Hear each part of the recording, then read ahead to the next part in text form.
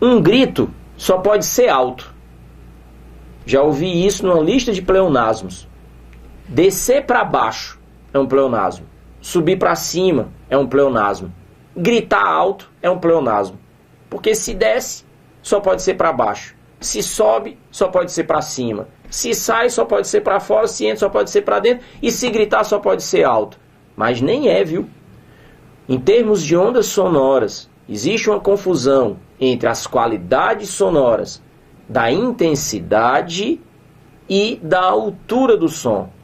A intensidade qualifica o som como forte ou fraco. A altura do som classifica o som como alto ou baixo. Isso tem a ver, respectivamente, com a amplitude da onda sonora, ou seja, com a quantidade de energia que a onda transporta, e com a frequência dessa onda. Dá uma olhadinha. A confusão vem da linguagem cotidiana, mais uma vez. Em casa a gente não fala em intensidade do som, a gente fala em volume. E os botões de volume, eles fazem com que a gente aumente ou abaixe o volume. O volume é classificado em mínimo e máximo, em alto ou baixo. Quando na realidade o que se diz em casa como sendo o volume do som é o que em física a gente chama de intensidade do som. Então é para dizer o quanto o som é intenso ou não, o quanto ele é forte ou não. Intensidade tem a ver com a força do som. Então o volume tem a ver com a intensidade, com a quantidade de energia.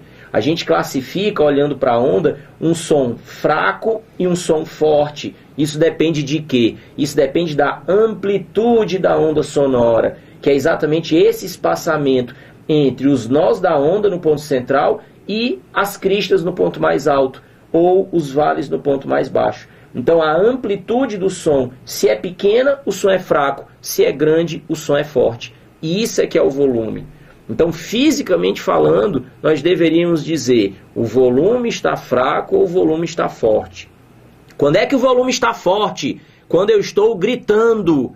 Eu canso o seu grito, cansa a minha caixa torácica, porque eu jogo muita energia na coisa. Quando é que o som vai estar fraco? Quando é que o volume vai estar fraco? Quando é que o som vai ter pouca intensidade?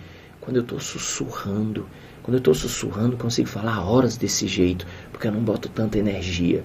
Então, quando se fala de grito, o grito não é necessariamente um som alto, o grito é necessariamente um som forte, que é o contrário de sussurro, que seria um som fraco. Mas, Idelfrânio, então o que é um som alto e um som baixo? Observe. Existe uma outra qualidade do som, que é a altura do som, que classifica os sons em altos ou baixos, que tem a ver não com a intensidade, não com a energia, não com a amplitude da onda sonora, mas com a frequência. E quando a gente observa a onda, o que é que se chama de frequência? É o número de repetições a cada segundo, o número de vibrações.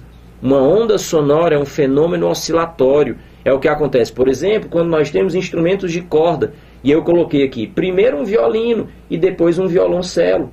E quando fala violino, eu tenho certeza que você lembra de um som agudo. Quando fala violoncelo, você lembra de um som grave. O que é agudo e grave? Agudo é um som de alta frequência. É o que aparece aqui, ó, como azul. Você tem no mesmo segundo várias repetições da ondinha em azul. Isso é um som agudo, um som de alta frequência, um som alto, um som estridente, aquele som que dói no ouvido, fino, como se diz. O som do violoncelo é um som baixo, um som grave. Quando a gente observa para a onda, seria essa ondinha verde que mostra, no mesmo intervalo de tempo, menos oscilações da onda.